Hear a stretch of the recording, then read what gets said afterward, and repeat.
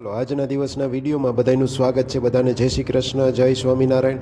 શરૂઆતમાં 2 મિનિટમાં તમને મંદિરના ઠાકોરજીના દર્શન કરાવી દઈએ, પછી આજના દિવસમાં આગળ વધીએ.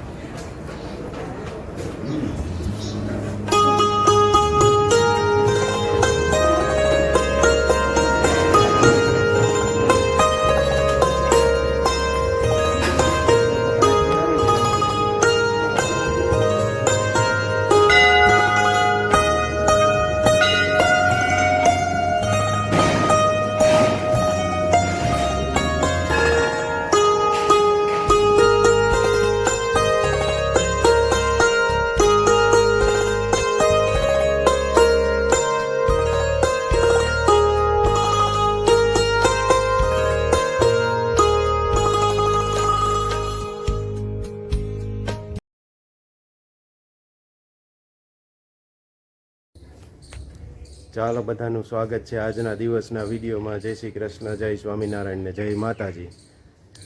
અને અમારા બેને ઉઠી ગયા છે અત્યારે. સવારમાં આવીને સીધા હિચકવા માંડ્યા છે. તો હું એને કહું, હું બેનને કહું છું કે તારે જેતપુર નથી જવું, હાલ જો દાદા તને મૂકી જાય તો ના પાડે છે.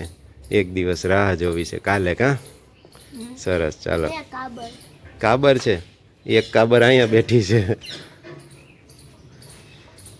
ચાલો, અમારો નાસ્તાનો પ્રોગ્રામ ચાલુ થઈ ગયો છે. આજે તો માસીના ઘરેથી ગીર ગાયનું, એ ગીર ગાય રાખે છે ને, તો ત્યાંથી માખણ આવ્યું છે. કાલે મમ્મી ગયા હતા ને, આવ્યા ને કાલે, એટલે એ ભાખરીમાં લગાડીને આનંદથી ખાવાનું રહેશે. માખણ નથી ભાવતું? નથી ભાવતું? તને તો ભાવે જ છે, એ તો દેખાય આવે. લે, લગાવ્યું કેમ નથી? તો લે લગાવ્યું માખણ.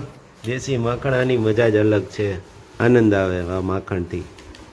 જીવું એક ચમચી ખાય જો મજા આવશે. હમણાં હું તને ખવડાવું. નથી ખાવું? કાંઈ નહીં, એમને માલો ભાખરીની ચટણી ચાલુ કરો આપણે. ચાલો, નાસ્તો કરી લઈએ બાળકો, પછી બતાવીએ આગળ. ચાલો, તો 1:30 વાગ્યાના સેશનમાં ફરી પાછું સ્વાગત છે. તડકો તો ફૂલ છે, પણ અહીંયા થોડોક આમ કપડો બાંધેલો છે એટલે થોડુંક છાયા જેવું લાગે છે. અને આજે છેલ્લું પેપર સિવાયને હશે. વાહ વેદુબેન, શું આર્ટ એન્ડ ક્રાફ્ટ કરો છો? કાગળિયા તોડીને, હે કાપીને પછી શું કરવાનું? કે એ કંઈ નથી નક્કી નથી, એમનું તોડી જ જવાનું? કંઈ મગજમાં અહીંયા પ્લાન છે આમાં? શું બનાવવાનું છે? એટલે હાલે કયું કોનું હે એ મને નથી ખબર. તું ક્યારે આવ્યો? હે હા, એ વેદુનું જ છે. આમ જો, તાર પડી ગયું વેકેશન કે બાકી છે? કાલે પડશે. હા, તે કાલે તાર જવાનું છે હજી? હે હા, સમજો. એ એને ખબર, એનું તૈયાર કર્યું તું. રહેવા દે ને, એ દીદીનું બેગ છે.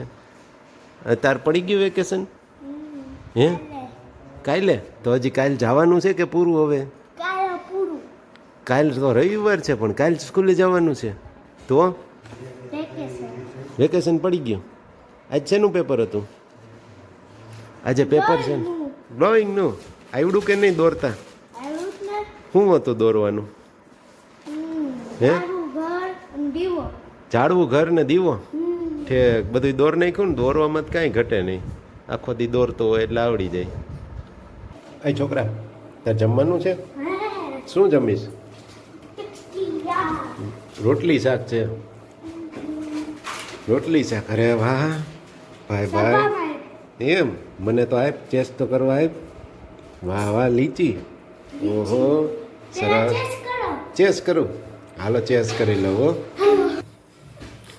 જો એને કાંઈ ફેર ન પડે. ઊંધું પહેરી લીધું છે. ઊભો રે ઊભો રે. અહીંયા આવ, અહીંયા આવ પેલા. હાલે એમ ન હાલે, હવરું કરવું પડે. ભલે ને પહેર્યું તો કાલે સ્કૂલે મોકલી દેવો છે. તો ઉપર બદલાવી લે. હાલે લે બધાય દાંત કાઢશે તારા. સીવું તો જો ઊંધું ટી-શર્ટ પહેરીને ફરે છે એમ કે બધાય. હરખું પહેરલે હાલ. એમ નો ચાલે. અહીંયા આવો પેલા. હાલે એ હમણાં ચૂંટણીનો માહોલ હાલે છે એટલે મેં એક રીલ જોઈ કે ભાઈ કોકે કહેશે વિપક્ષમાં કોકે ફોર્મ ભર્યું છે અને એવું કહેતા હતા કે અમારે તો બહાર નીકળ્યા જેવું નથી થતું કે રૂમાલ મોઢે બાંધીને બહાર નીકળવું પડે એમ છે. ત્યાં મને એમ થયું સારું હું બહાર નીકળું મોઢે રૂમાલ બાંધ્યો હોય તો ઘણા બધા માણસ હમું જોતા હોય તો મને એમ થાય સારું મને વિપક્ષનો માણસ નહીં સમજતા હોય ને. એલા ભાઈ રહેવા દેજો. હું વિપક્ષનોય નથી ને અપક્ષનોય નથી. હું એકેય પક્ષમાં નથી. ખોટે ખોટું વગર કારણનું પક્ષાપક્ષીમાં આપણે કાંઈ લેવા દેવા ન હોય. આ તો ધૂળ ન ઉડે ને તડકો ઓછો લાગે ને એટલે મોઢે બાંધવું હોય, બાકી કાંઈ બીજું હોય નહીં. જો તમે પણ આવી રીતે બહાર નીકળતા હોય ને તડકો અને ધૂળ ન ઉડે એટલે મોઢે બાંધતા હોય ને તમારે સામે જોતું હોય તો કમેન્ટ કરજો. એક માસ્તરે એક છોકરાને સવાલ કર્યો. એ કે હાલજી બોલજી તાજમહેલ કોને બંધાવ્યો? એટલે ઓલો ઊભો થઈને જવાબ દીધો. એ કે કેમ હરખો નથી બન્યો? કાંઈ કલર કામની જરૂર છે? કાંઈ રિનોવેશનની જરૂર છે? એટલે સાહેબે કીધું પેલા એ કાંઈ રહેવા દે તું, કોને બંધાવ્યો એ તું કે. એટલે છોકરાએ કીધું કે જેને બંધાવ્યો એને તમારે શું લેવા દેવા કે આપણે ત્યાં ગયા હોય તો જોઈને વયું હોય ને.